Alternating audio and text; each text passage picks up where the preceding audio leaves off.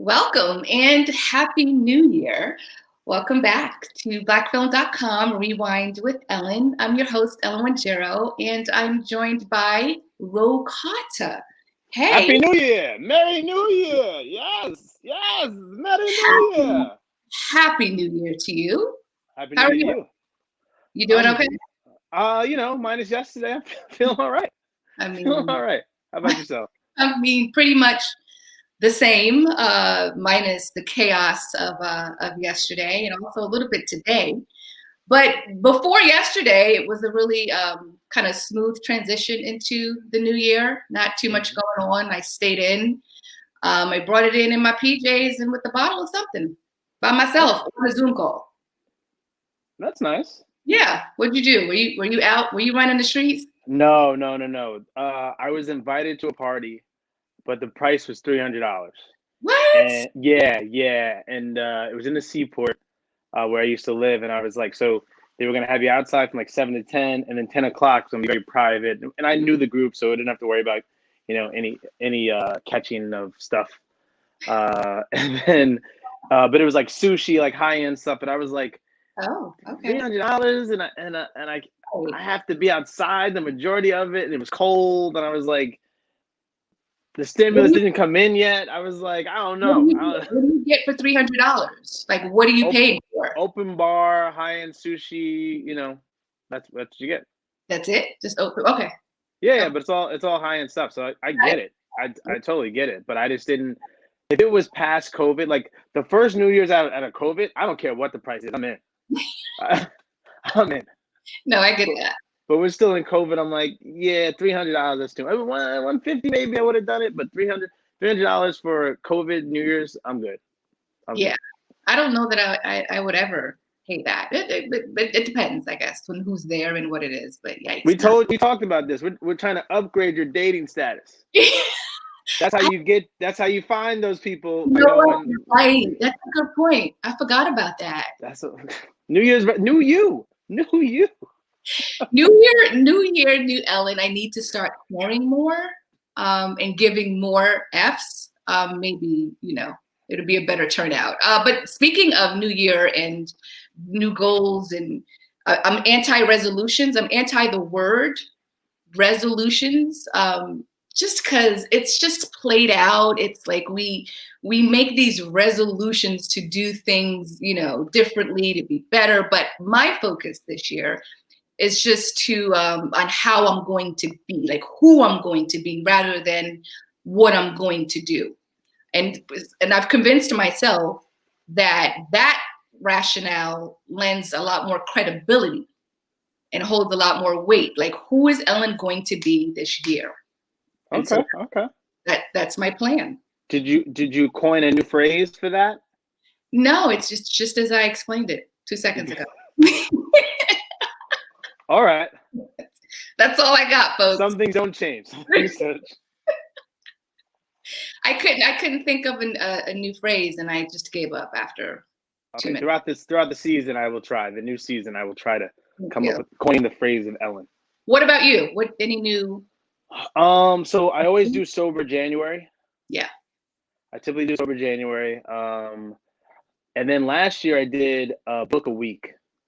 a book. So a book a week. Wow. You Okay, don't do more than 300 pages. that's ambitious. I did it for 2 months. I felt I was the smartest guy. It didn't matter where I was, any room. Just the energy was like, ooh, I know stuff. How you doing? It just Okay. pouring, exuding out of my body. Just like, ooh, he's smart. I was no clue. But for some reason, all the reading I did was just amazing. So I'm back on that again. Okay. A book a week. So quick tip for people that want to do a book a week: if you keep it in 300, you just divide the 7 days into 300, and then just break the book down. But you have to stick to that regimen of reading that every day, and that's how you get through a book. But where do you find the time? I'm telling you, if you just do it that way. So let's say it's if the book was the 25 page, if you did 25 a day or something, that's not 300, but you're trying to read 12 in the morning and then 13 in the evening. Or if it's 50 pages you have to do a day, 25 in the morning, 25 in the evening. Kind of break it up, because you're not going to read 50 pages straight. Some people I know can. Shout outs to you. Yeah. But if you can break it up throughout the day, it's a lot easier. Yeah. And then a workout, working out at least 5 days a week. Okay. And I want to start at least hearing a story from a relative, an older relative every week, and catching up, because we're getting older now, and it's always, there's something I miss, or when you watch a movie and someone's passed away, and that question you've always asked, so did I really know my uncle? Did I really know my mom? Did I really know my dad? What did I know? And then you find this out later. So, short story quick, I was in my mom's womb during the New York City blackout. And then that was also the summer of Sam, 77. That was also the summer of Sam. Yeah, yeah. So I heard about this on some radio, and I was like, oh man, I never asked my mom. I was born October 19th. So I was like, I never asked my mom, like, how was that summer? Like, how was that, carrying a baby and doing it? So I expected some like amazing story. So I was like, let me ask my mom. So I asked my mom, I was like, hey mom, always want to ask this question I was thinking about the other day. And she goes, oh, no, that didn't affect us. We were on Long Island. I was with your father at the time. And yeah, he was all gallivanting out and just having fun while I was at home with you in my womb, and he was out, just doing what he does. And she just went on like a rant for like 20 minutes. And I was like, okay, I opened up Pandora's box, and I did not mean to do that. So I advise that with a warning. Be careful when you go and ask your relatives questions. You never know what is going to happen. You never know. But it was a good time, though. Nice. That's actually the perfect segue to what we have in store today. We are talking Soul on Disney Plus. We're talking Bridgerton on Netflix, and we are talking Sylvie's Love on Amazon Prime. So, starting off with Soul, to your point, the idea of kind of stepping outside of your life and appreciating and enjoying all that's around you as it relates to older relatives. Soul, for me, first of all, this premiered on Christmas Day, if I'm not mistaken, on Disney Plus, and it's a computer animated fantasy comedy drama. It's directed by Peter Docter and co-directed by Kemp Powers. Shout out to him because he's a brother. And Soul is actually the first Pixar film to feature an African American protagonist. And that makes me so happy that it was this particular film to do so, because I feel like this film was an unapologetic interpretation of real life-ish that's relatable across every demographic. I think a 12-year-old, a 17-year-old, a 25-year-old, and so on and so forth, up to 70, can watch this film and walk away feeling impacted in some way, shape, or form. And the fact that it's animated, for me, it was a bonus. And you and I chatted a bit about this, and I think we both agreed on several things. But one of the things that comes to my mind was Jamie Foxx's character.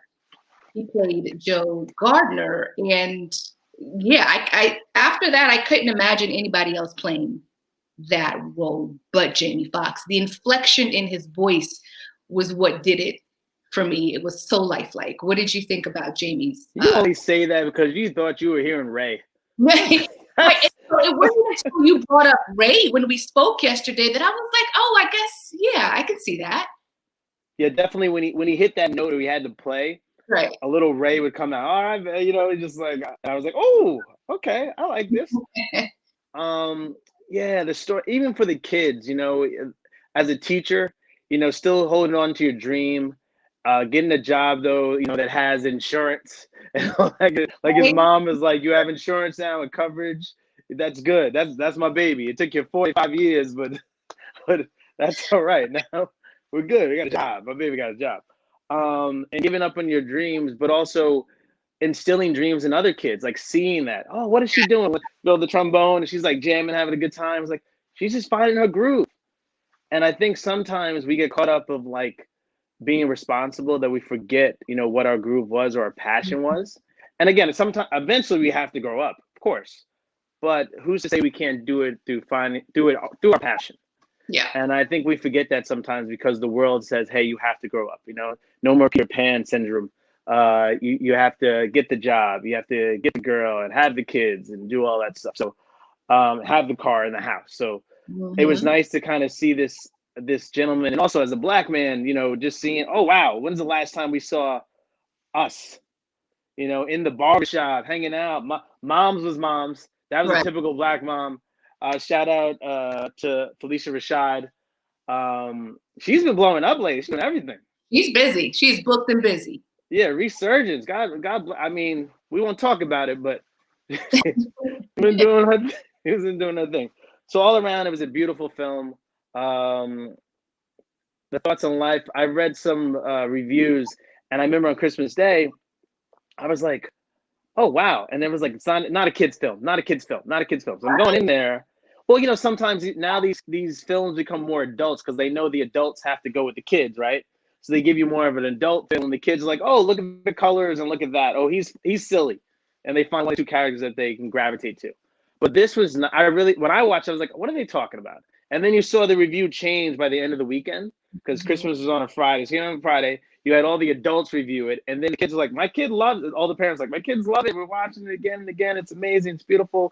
The music, the sounds, getting love to jazz again. People sleep on jazz all the time. It gets resurged, I think, every 10 years. If it's not hip hop or something else, like somebody catches the wave. So it was a beautiful film.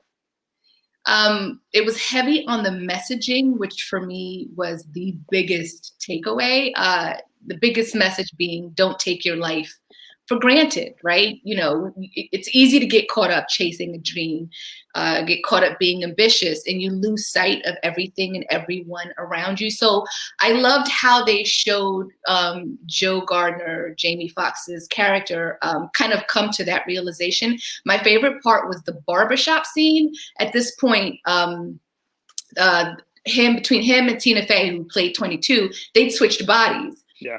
It's actually Tina, it's 22 in Joe's body. And you see her kind of, talking to the barber, and she's asking all these deep questions. And then you see Joe's face kind of change, because anytime he went to the barbershop, he would just talk about music. It was just like this narrow conversation. And I loved that realization of, wow, it's not just about me. I shouldn't just be self-absorbed.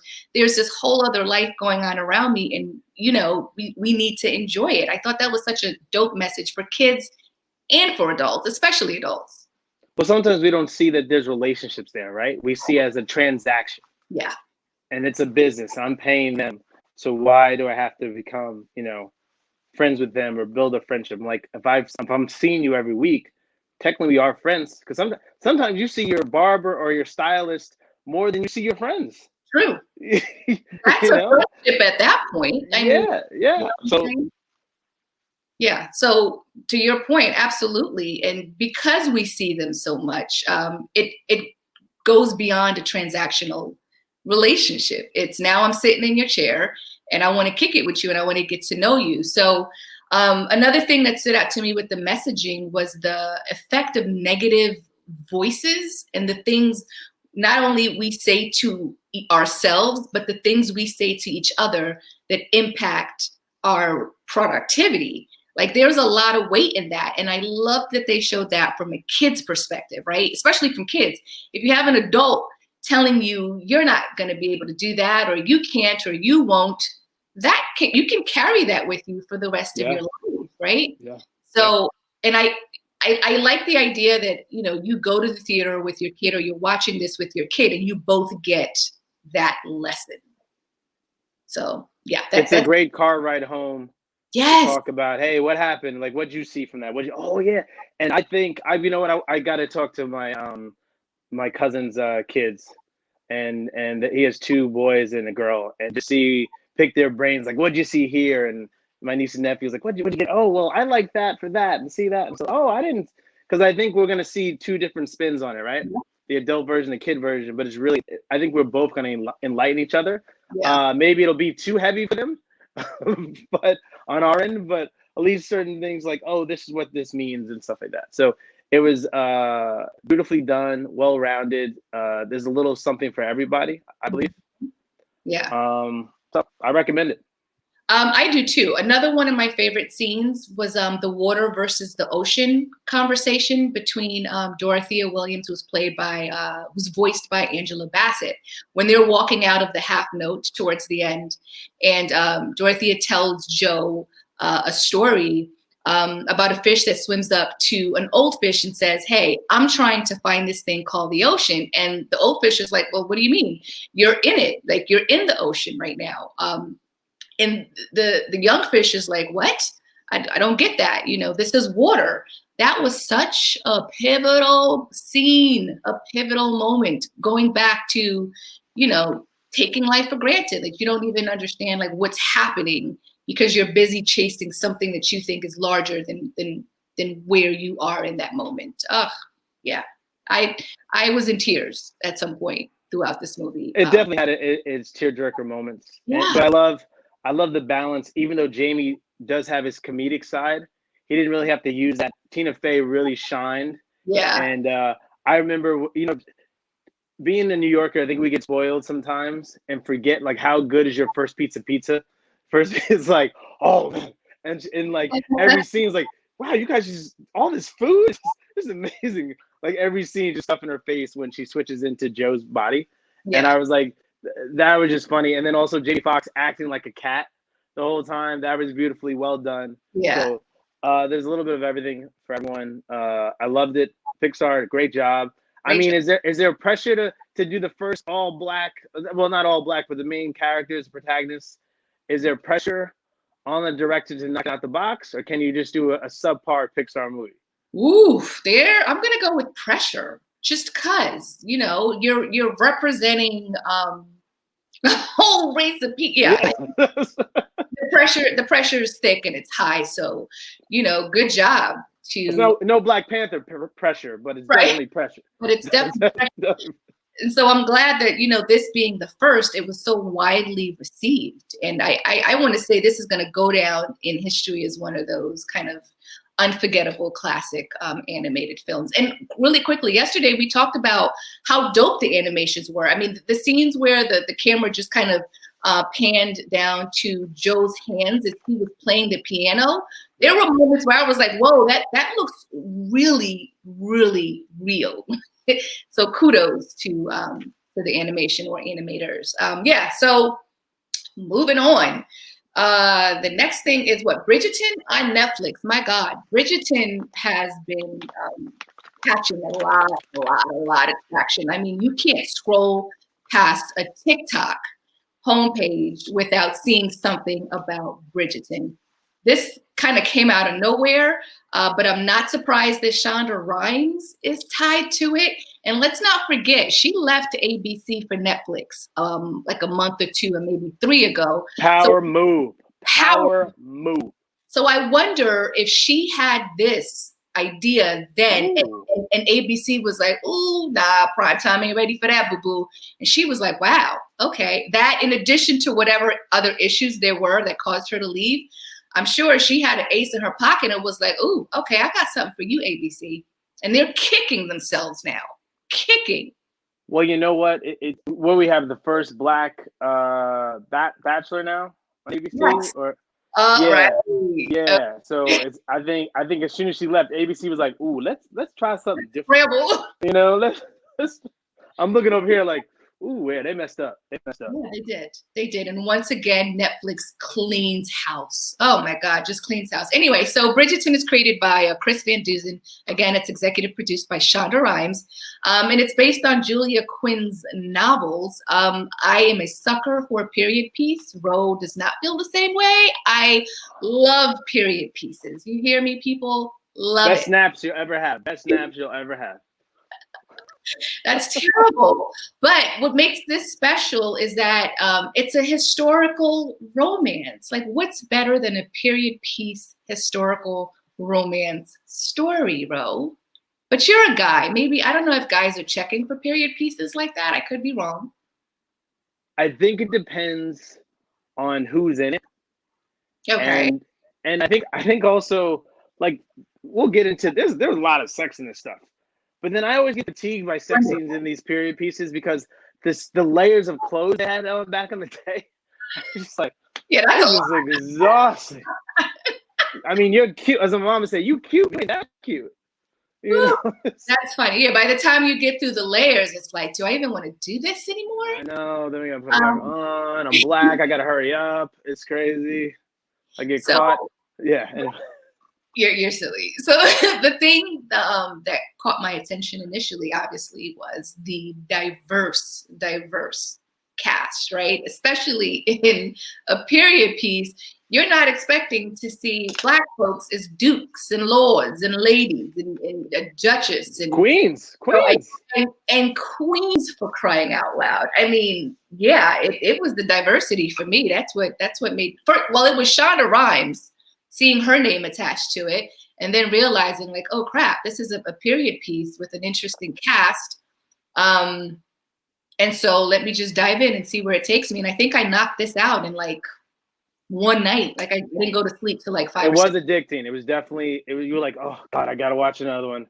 Right. And I don't know if you're familiar with, or if you've ever seen Hollywood on Netflix. It's also a period piece. It's a miniseries. Oh yeah. Oh, that was Wasn't that amazing? So that really broke right. barrier right there. What if that was the first what if? Right. And then I think that helped open up the door for this.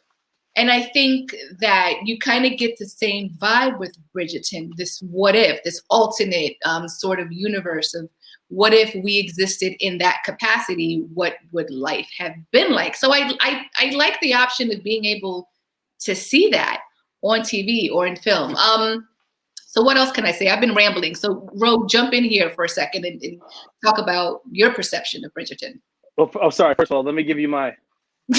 Oh God. Is that your Duke of Hastings look? Yeah, I was trying to get my Duke. I'm gonna get a jacket. That my man was looking sharp. I was like, shoot, I gotta grow three inches to get a new wardrobe. Coming the Duke. How you doing? I'm gonna say it. I really love this. I'm shocked. Sorry. Yeah. I'm sorry. Oh God. You gave me grief 3 weeks ago. I did. You put it on the list, and I was like, oh my goodness, the period. And because all I think about is like Downton Abbey, and I was like, I don't want to watch this. I don't want to watch this. But a couple of things that swayed me to really enjoying this was the up-to-date music selection that they had, but to an orchestra. People don't know this, but I used to play the cello. How you doing? Yes, that's right. Pizzicato, I can do that as well. Hello, call me. Anyway, so to hear like Billie Eilish with an orchestra, I was like, oh, this is crazy.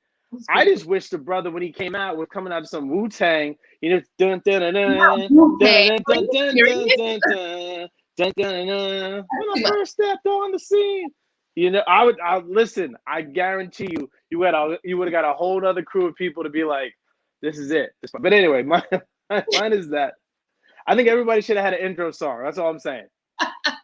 Queen should have had Beyonce. Like, I don't know. Sorry. That would have been too much. We should do a musical. One musical scene they should do with the cast.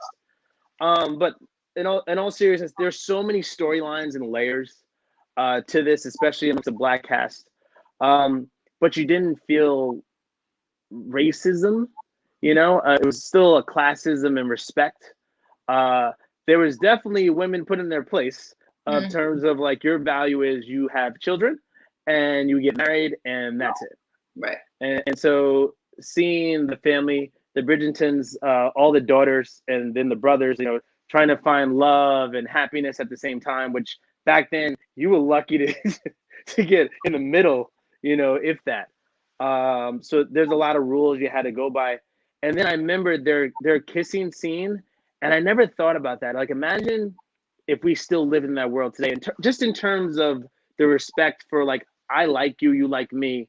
We snuck a kiss, but other men are courting you. So if you just kiss me, that means that you're kind of you're out there and stuff like that. And this can wreak havoc across the. I was like, what? That blew my mind. I was like, they just like kiss each other. Like in 2020, that's nothing.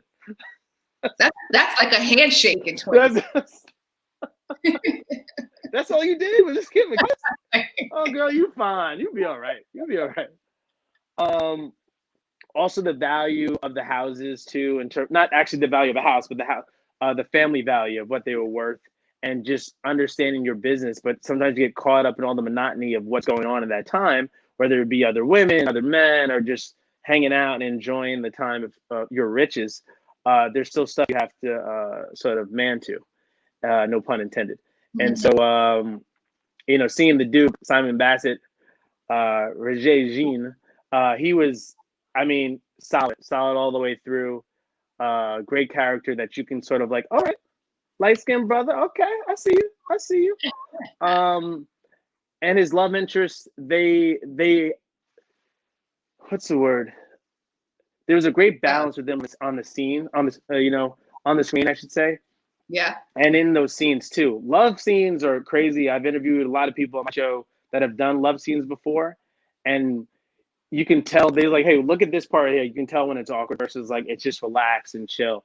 And sometimes there's a million people on the set, so you just don't know. I would love if we can ever get them, any of that cast on here. That would be great. But to see some love scenes. And so a friend of mine pointed out that there's a woman's chat room right now for things that are going on in the show. Yes. And so one of the comments was like, that was a little too fast in some of those scenes. I was like, it's a different time. Excited. Excited, love. He was like, oh, this is amazing, stuff like that. And also, a lot of people have not done side sex. No. Yeah, that's what she was telling me. She was like, yeah, there's like women like, can you actually do that? Like, that's basic sex 101. So what? Exactly what I said. What are you talking about? Dude, it's in 96. What are you talking about? Not 96. That's funny. I mean, but school. It was high school. It's different times. 96 was hip hop. Anyway. But things like that, it was like, it just blew my mind. I love that it didn't get a negative connotation. It was very positive and powerful to see us on the screen. And in that time, just imagine what if. And so we can work together, right? They put it on screen. Yeah. And so I always tell people, forget politics, right? It's really, movies have the most power. I don't care what anybody says. I agree. Because the images that you see are going to be people you either emulate or you want to have nothing to do with it. So when you see those people out there that look like you on the screen, and other people that don't look like you see that, they're like, oh, that is normal. Yeah. That is some normalcy. And I think that's what we're missing. So, and to go back to Hollywood, yeah, depicting all that was big. Like, that really, imagine if she would have won, right? Yep. And that, would have been able to receive her Oscar. It's really crazy, but I love it for the new kids that are growing up now. The future looks so bright, minus yesterday. But the future looks bright in terms of there are things that we see each other in where we like, oh, I can see myself that way. I can do this. I can write more things like that for us. And that sort of brings us more together. So it's beautifully done. I loved it. I'm a fan. It'd be interesting to see if they do a season 2 or not, or if it's just a series. It's coming. It ended with a major cliffhanger. So for sure, there's going to be a season 2.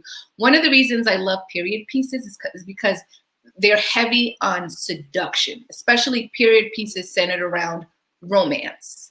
It's all about seduction. It's all about anticipation, which is why Duke of Hastings was, after maybe a minute or two, he was happy because of the anticipation. It's this cat and mouse game of I'm chasing you, you're chasing me. I can't until we're married, and and so I love that. And that era, it's all about status, like you said. It's all about class.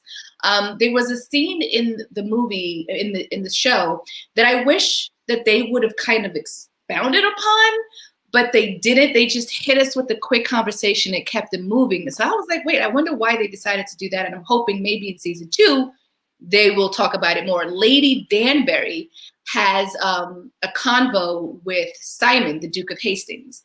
And she talks about how the races used to be separate, but then the Queen Charlotte came into reign. She married King George.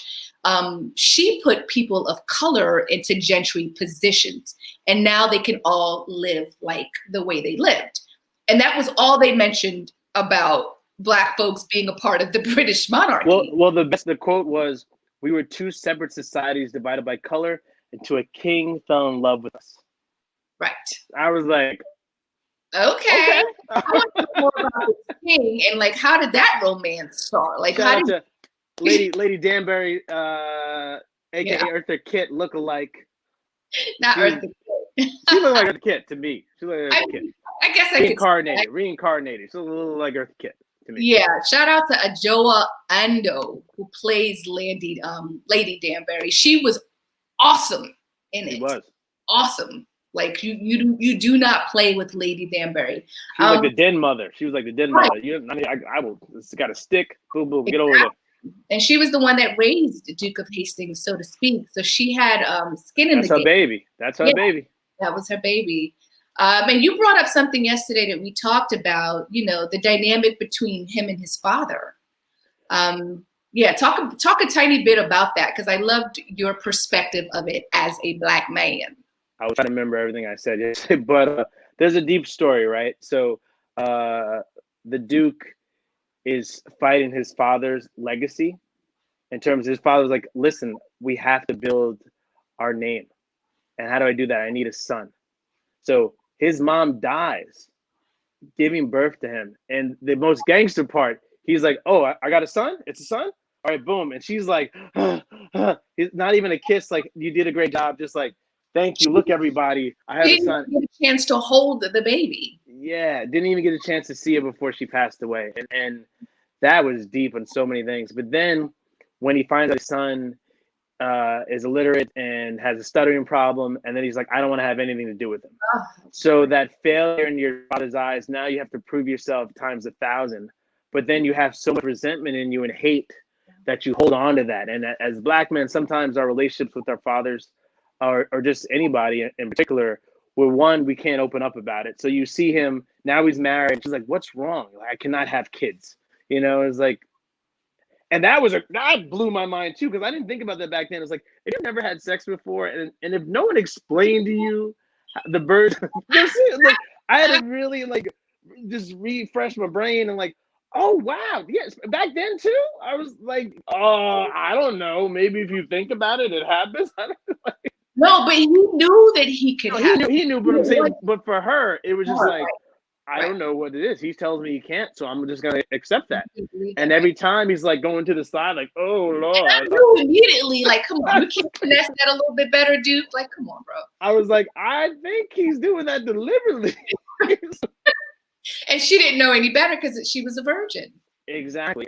But then him opening up, and I think that's the hardest part, and where we're starting to grow as men in general, especially as Black men in general, having that conversation with your family and getting over the grief that your parents put you through, if they did, and having that conversation. He never had that conversation, but he's like, I don't even want this legacy, this name to continue.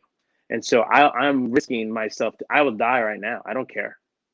And to just not care about life anymore, it was like, whoa, brother, you take this is too serious. It's heavy. So that was very deep. It was selfish as well. Yeah. You know, because there's a lot of people rooting for you and the bigger picture. I think a lot of times you don't see the big picture of like your lineage is not just for your family name, but for people that look like us. You're opening more doors and opportunities. And for you not to see that is a huge miss, you know, and I hope in this season 2, we get to see a little bit more of that. You know, his friend that he was boxing with, the young brother, sorry, what's his name? Martin Mingus. Will, him and Will, their connection was there, but Will's like, I have a family, you know, right. I have to provide any way I can. And Duke's like, well, you know, I got money, so this is what I do. You know, man, you don't get it. It's more than just that. I'm trying to build something. You have this to build, and you're kind of it's similar to soul, right? You're taking advantage. You don't even realize what you have right in front of you. You know, all these riches, but you have people that care about you, love you. So enjoy that, embrace that. You know, build a family with that. So yeah, that's my take on that. Love it. And my favorite part, one of my favorite parts, was the fact that Julie Andrews was the lead. The whistle down. I love Julie Andrews from Sound of Music. and Mary Poppins. So I can't wait for season 2. Now that we know who Lady Whistledown is, what's that gonna look like? I gotta admit, I was a tiny bit Disappointed. You were definitely disappointed. That was who Lady Whistledown was. Like, come on now. But I'll leave it to the experts to explain. Yeah, it just didn't fit for such a young lady. Like, I don't know. And she never articulates herself like that. She's always in the know of what's going on. Yeah. But, the older sister does, but she never really, the older Bridgerton sister, she always Sabrina, Sienna, Rosa. Yeah, but yeah, Whistledown is not a Bridgerton. No. She was the Featheringtons, I think. Yeah, Featheringtons. Yeah, but she's like always in the mix. But like I said, for all the characters that are in that, I didn't feel like she was the one that was giving me like that vibe of like. And there's a lot of stuff in there for everybody. There's a lot of undertone. There's a lot of other love stories that are going on. The other Bridgerton son/brother, he has a love interest, but he's a mess. He's a hot mess. Yeah. But that's what they were doing back then, right? Until you find the love of your life, I have to get married to somebody, have some fun, and then you fall in love. But then that's a scandal, right? I can't be in love with somebody. She was a singer. She was an artiste. Right. So I didn't understand why she wasn't working in a whorehouse. I didn't understand why that was. I guess you have to marry into.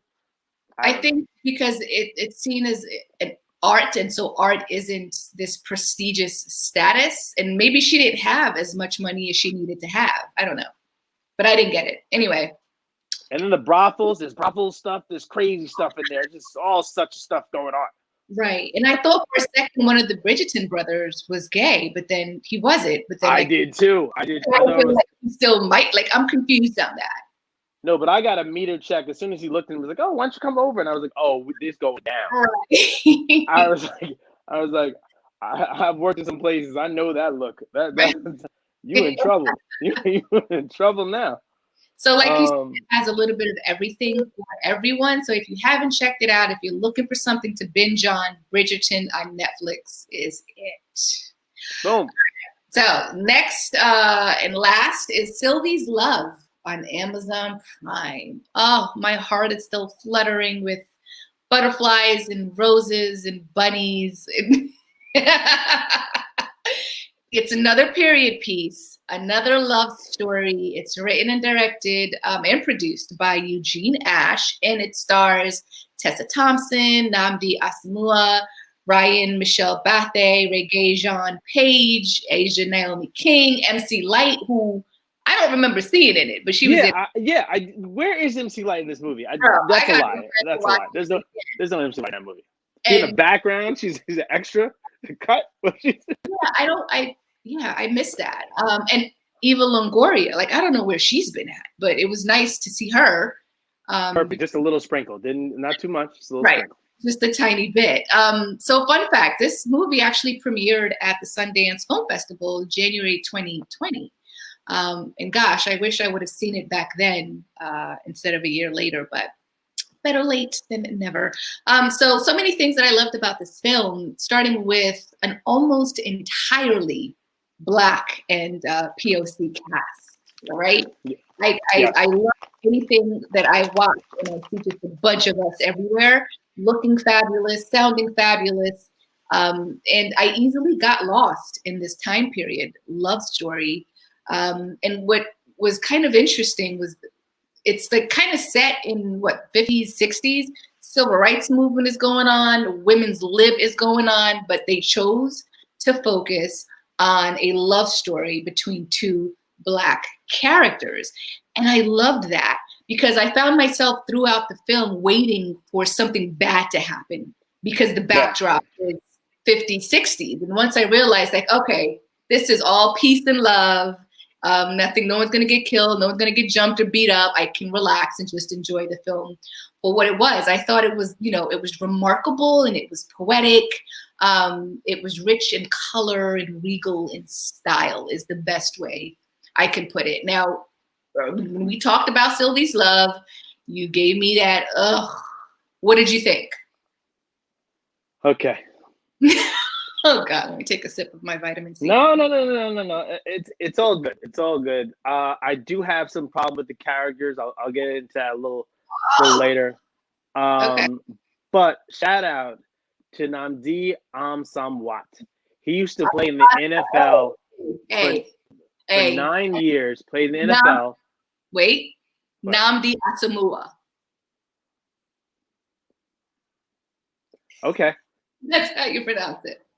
No, I did the thing. Okay. He played football. He played for Yes. the Raiders. Yes. And he played for the Eagles and 49ers. So he played 9 years. I was like, oh, I remember that guy. So sorry for butchering the last of your name, but he plays Robert, the main love interest in the show. And wow, acting chops. Stellar. I mean, that's a tough one. I know Chico Sweet from the the Bridgerton show. He's probably looking like I could do that. But it was honestly, that must have been just a whole tough set to work on because that's a lot of pressure. You're going to be the main. I don't know what else he's kind of been in, but this, as you know, he's been a main. Yeah, this is like the good main. So, Tessa Thompson, Sylvie, his love interest. I can't see her in anything else but what's the movies? The boxing movies. Sorry, I drew a blank there. Creed. Sorry, she plays the wife in Creed. So I can't see her in anything else but Creed. So I was like, oh, you cheating on him? What you cheating? So it was nice to see that character, just to see women of color have some substance besides just like working the counter or doing this. Yes, sir. No, sir. Seeing a black business, the record store, and falling in love with jazz and music, and just seeing that whole interest. I was waiting for the European white lady to pull some shady stuff, with them, like, oh, I want to hire you guys. You guys sound amazing. I was like, oh, it's gonna go down. And so you hit the nail on the head in the beginning of the top of the show. Normally when we see these things, especially if they're period pieces, and there's all this history of like civil rights movement, the women's movement, I'm waiting for like something bad's gonna happen. Something bad's gonna happen. I know it. Something bad's gonna happen. And it was nice to see the only thing bad that happened was between them and just trying to find love, and then having a child amongst this. Not saying that was a bad thing, but the way it kind of went down, and trying to bring that together and understand that, and then understanding your kind of role, because women's movement was moving up, and I was like, I want to be. I'm a strong, not only a strong woman, but a strong black woman, and I have an opportunity to make my own career. I don't need your help. I don't need this, but I love you, and I want to take this trip with you. But as a musician, that's a whole nother, like, musicians and comedians, comics, actors, their brain works differently. So they always need to be validated with like I have a purpose. And so when you kind of lose that purpose, it's kind of hard to see like someone else succeed and do the work or be the breadwinner. So that adjustment, and also adjustment to music, kind of fading out the jazz scene. So how do you adapt as that man? Like, you were killing it at one point in your life, and now you're kind of phased out because you didn't adapt to the times. So you saw so many different stories and underlines in this. I wish you would have told the brother, at least give him a chance. I don't know what you think of. I would love to hear your opinion on that. If someone said, I'm about to go to Paris, are you telling him, or are you just are you gonna tell him when he gets back, or you don't want to ruin his trip, or what do you think about that? I mean, I get why she did what she did. I can't. How you gonna ask me a question and then question my answer? I'm just saying, do you really get it? Listen, he's about to go to Paris. This is his first, opportunity as a musician in a band to go travel the world. And so if I tell him I'm pregnant, he's not going to go. And to some degree, I don't know if he's going to hold resentment towards me for that.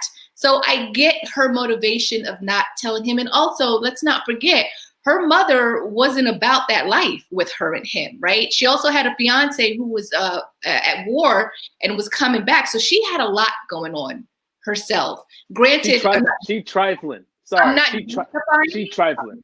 I'm not justifying what she did. I'm not saying that it's right, but I guess I understand it. I don't know if I would do that. I don't know if I wouldn't do that. I can't call it. But to your point about, the character, what's his name? Nnamdi Asamoah's character, Robert, kind of going through this transition of, being at the height of his career and then kind of dwindling. I really appreciate that he was able to take a step back and appreciate her chasing her dreams, right? Because he could have hated on it. He could have given her grief about it, but he just kind of let her do her thing. And I think that goes back to the love and respect he had for her when they first met. You could kind of see it in his eyes. And even when he was going through his own trials and tribulations, like, he distanced himself so she can continue achieving her dreams when his were dying on the roadside. What's that face for? He could have done it a better way. I mean, he's like, I gotta leave. You gotta stay here. Right. Yes. He could have executed that better. Men, can we just express what's going on? I think all these shows. I mean, I guess that's why we tune in. But can we just say what's going on instead of all the drama? That's all pride and ego there, right? So going back to your question of why she didn't tell him she was pregnant is the same reason he didn't tell her why he needed to go back to Detroit, right? So she's speaking from an emotional standpoint. He's speaking from a, egotistical, but also emotional standpoint. Like, because what man wants to tell his woman that I didn't get the job that I said I was going to get in Detroit, and I'm going to be working at a plant, at an auto plant or whatever. First thing she said was, "Did you sleep with that heifer?" Right, Connie. I hated Connie, but there always has to be a Connie. There always has to be a damn Connie. Baby girl, it wasn't me. I couldn't get a job. So what I think is dope is that Tessa Thompson is an executive producer on this film. So, he's not an executive producer. He's one of the producers. Nnamdi Asamoah is one of the producers. He's also a producer of Beast of Nation, Harriet, and American Son. I didn't know all of that, right? Really? So while we haven't seen him in a ton of stuff, he's been busy behind the camera, and so now I'm loving that we get to see more of him in front of the camera. So I love the simplicity, or rather the normalcy of their characters, right? Against this complicated backdrop, there was just something so pure about their characters and their love story, and that's what kind of pulled me in. I read somewhere that back in 2014, Lorenz Tate was supposed to star in this and also produce it. So I'm like, well, what would it have been like if Lorenz Tate would have been in it? It immediately made me think of Love Jones, and Love Jones in the 50s. Yeah, and I immediately said to myself, I'm glad that he didn't play in this. I'm glad that we got to see this separate from anything that's ever existed, and so it'll forever be Sylvie's love for Sylvie's love instead of Sylvie's love like Love Jones. You make a good point. He has that film. He can't do another love movie ever again. Okay. Ever. It's a classic. It's just. You never know. That's one of my favorite movies of all time. I met Nia Long. I used to work for Equinox, and she used to come in all the time. And this is when she was dating Stephon Marbury for a little bit. Yeah. And needless to say, she hurt my feelings. But anyway, I won't even get into that really. But anyway, Love Jones, I got a special thing for that. Best man as well. But Nia, how you doing? Anyway, I want to add one thing to this. Erica Gimbel, who plays her mom, Eunice. Oh my God, the kid in me from Fame. I was like, oh, that's Ellen. And she got the ruler out, the Debbie Allen ruler. Etiquette class. Yep. And if you didn't notice that, you don't know your history, because she got the tap tap. I was like, yes. So shout out to her doing the ruler, and to see her, she was such a rebellious young kid in Fame, and to see that become the adult, that full circle in life, her little Debbie Allen, that was beautiful. So for us old heads out there, it was just a beautiful story all around. Great acting, great scenes. The sets were amazing. Kind of like, if you've seen A Bronx Tale, I love those old city scenes. It was just a beautiful backdrop. The one thing I would say, you know, as the movement's coming, and her husband at the time, he marries her, and they're sitting down. He has the big interview. He's like, "Oh, it's a 500,000 client. I have to take this. I have to take this." And then they leave to go smoke a cigar outside, and then the wives are talking, and the lady says, "You know, the NAACP has called, and we're getting all these sanctions and stuff like that." So it's like, "Is that why you hired him?" No, no, no, no, no. By the way, I couldn't even tell your husband was a Negro on the phone. And I was like, I wanted to reach through the damn TV and slap that woman. Karen, not today, Karen. Not today. Not today, Karen. So I was like, and I've heard that. Sometimes my phone voice is like, did he sound black? I love going to interviews, by the way, because my full name is Rouget Carter. So you never know what you're going to get. There's no way. I can always tell in an interview, like if it's a white person interviewing me, like their face lights up. It's like, oh, I didn't know. Oh, okay. It's great. It's brilliant. Brilliant. Anyway, also, and have you ever said about your significant other that it was extraordinary? I'm gonna have to make some old phone calls because she was like, "How was it? How was the first time?" She's like, "It was extraordinary." Extraordinary. We're back to Bridgerton? Right. Yeah. No. Yeah. When they had sex for the first time, so Sylvie and Robert, they have sex for the first time, and then they're laying on it. She's laying with Mona on a rooftop. Oh yeah. Remember they so you ain't had extraordinary. Obviously, you didn't even remember that. Shut up, bro. Shut up. No, you're right. Okay, we'll go with that. Right, so we won't talk about that question. All right, we'll skip that one. But listen, Sylvie's Love, Amazon Prime, man, please watch it. And if you have a significant other, go ahead and watch it together. It's a nice conversational piece, I think. And one common theme across all three that we talked about: music, love, and jazz specifically. In all three, which is kind of cool. So we all again, need that in our lives. We all need that in our lives. Music, love, and jazz in our lives. Yeah. So tonight we covered soul. We talked about Bridgerton, and we talked about Sylvie's Love. If you're just tuning in, definitely check those TV shows and or film out when you get a chance, for sure. Any last words, Rouget?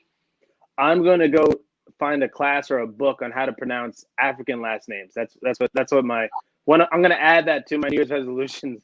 I'm gonna learn how to pronounce African last names. So hit me up. That's what I'm gonna do. Just throw one at me every week when the show, like, okay, now pronounce it. I'm going to. Okay. Yeah.